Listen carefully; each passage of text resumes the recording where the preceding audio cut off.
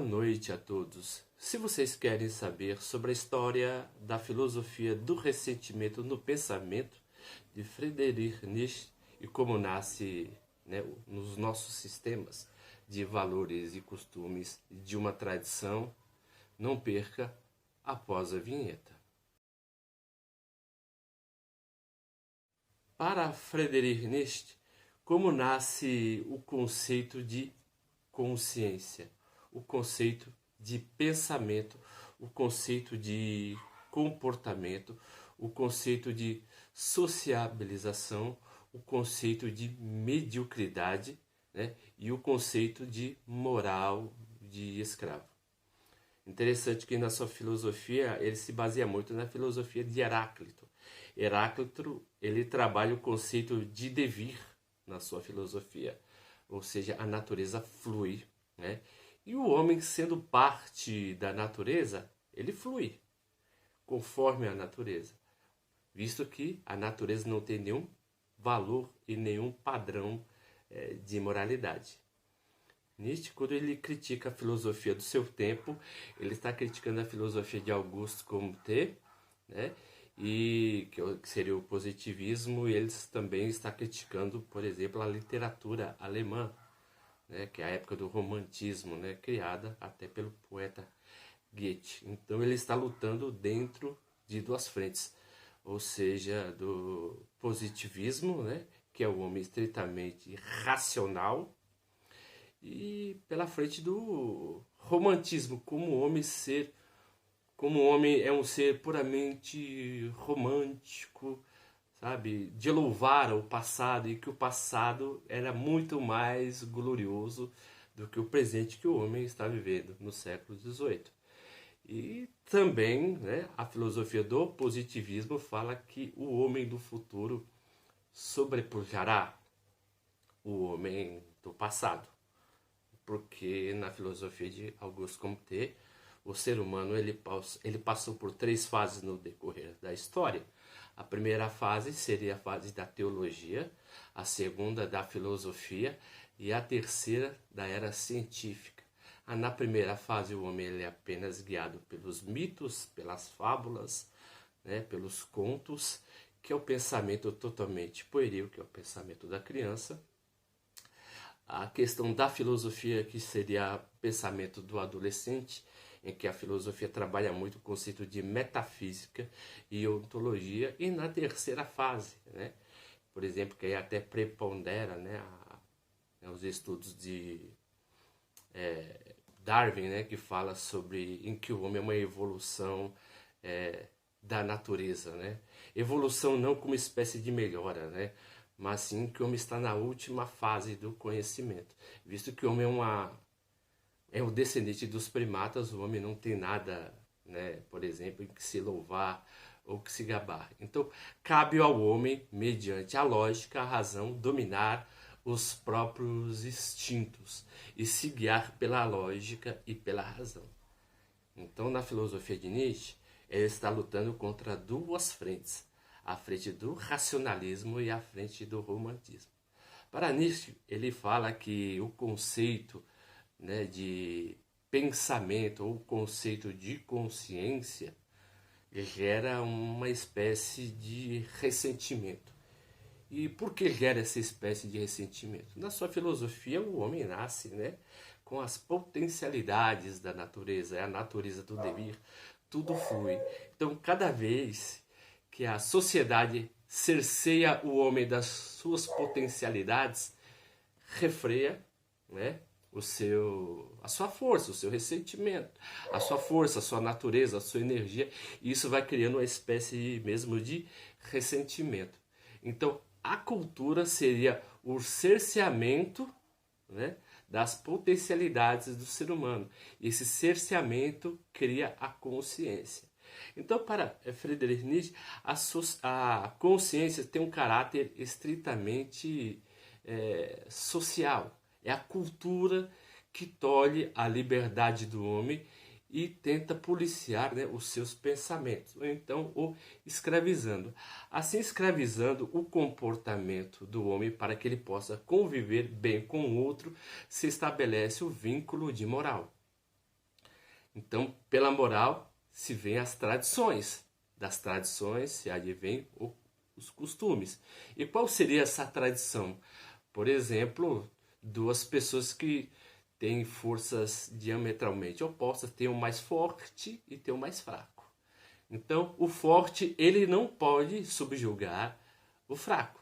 Então, a cultura, no pensamento de Nietzsche, o que ela faz? Ela pesa os dois como iguais. O forte, o fraco, né?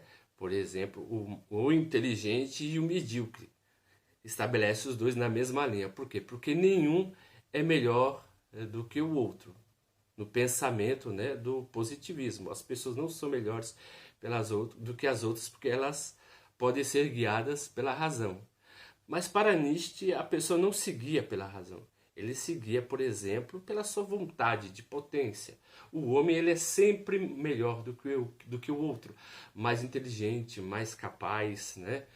Se adapta melhor ao meio. Então, a sua crítica à filosofia positivista é que a racionalização e a criação dos valores e dos costumes a partir do século XVIII, né, mina toda a potencialidade do homem, criando o conceito de cultura. Então essa cultura vai criando a consciência e essa consciência vai criando até mesmo o ressentimento, porque o homem ele não pode fazer algo de melhor dele, visto que ele vai envergonhar o outro, ele vai constranger o outro.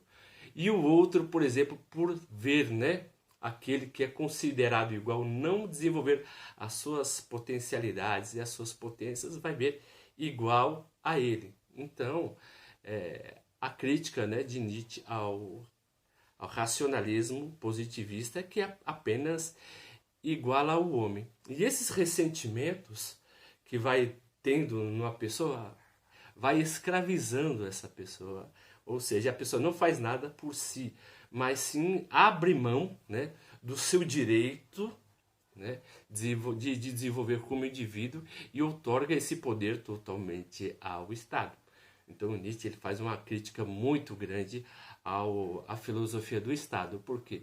Porque torna todos os homens como uma espécie da filosofia do escravo, né?